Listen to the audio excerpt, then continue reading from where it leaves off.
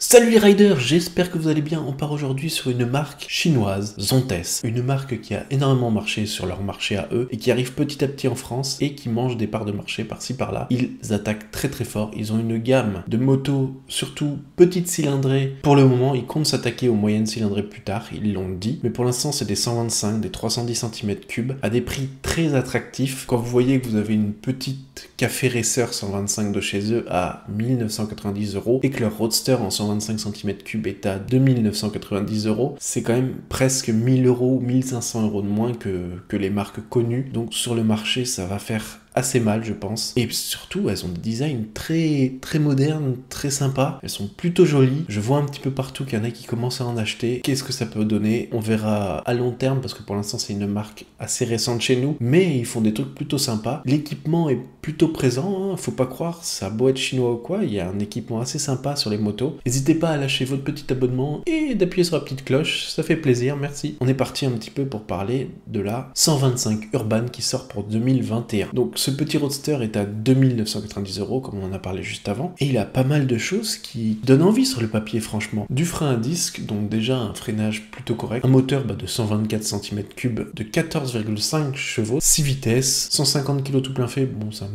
petit peu lourd, Euro 5, ABS, consommation sur le site c'est annoncé 1,8 litre au 100, ce qui est un petit peu en dessous aussi de la concurrence, ça à voir en vrai, hein, parce que c'est compliqué à vraiment juger. Des petits phares à LED, l'ABS, franchement esthétiquement je la trouve plutôt très correcte. Vous avez une fourche inversée à l'avant, propre, et un mono-amortisseur simple à l'arrière, hein, un truc plutôt simple. Le petit compteur LCD, bon bah classique, mais qui fait le taf. Un réservoir de 17 litres, donc vous avez une autonomie de ouf. C'est plutôt gros d'ailleurs, hein, comme réservoir, pour une 125, donc en gros vous allez pouvoir faire 500-600 bornes easy, sans faire le plein. Donc c'est agréable. Un couple de 13 Nm. Si on regarde la concurrence, on est plus souvent sur du 11 Nm pour des 125. Et franchement, la moto va avoir pas mal de patates grâce à ce petit moteur. Je dis pas mal de patates parce que je connais une personne qui a un 310 et franchement, c'est assez surprenant, ça marche plutôt bien ces petites motos. Donc après, bon, en termes de finition, tout ça, il y a des petits trucs un petit peu qui sont pas au niveau forcément de la concurrence, mais on s'en approche, et pour des personnes qui ont pas envie de la claquer 4500, parfois 5000 € dans une 125, c'est une très très bonne alternative ce genre de petite moto. Et on va parler un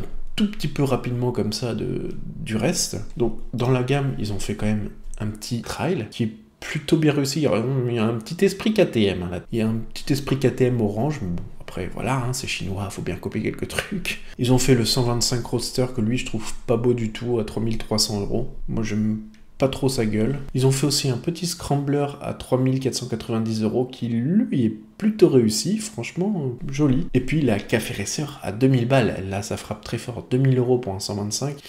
Bravo les Chinois. Bon par contre pour 2000 € vous avez vraiment la simplicité, hein, pas de fourche inversée, de trucs comme ça, c'est vraiment ce qu'il y a de plus simple. Mais le prix est là. Pour ce qui est de l'entretien de cette moto, il est effectué tous les 5000 km, une vérification du jeu aux soupapes tous les 10 000 km. Voilà, c'était un petit peu pour parler d'autres choses, parce que c'est vrai qu'on bon, a beaucoup parlé des grosses motos, des grosses nouveautés, et je trouve ça aussi très intéressant de parler des marques comme ça, qui sont un peu différentes du marché chinois, qui, comme pour tout le reste, vient vers nous et attaque très fort avec des prix très très agressifs dans tous les sens. À voir ce que ça donne au long terme. En tout cas, je la trouve très jolie.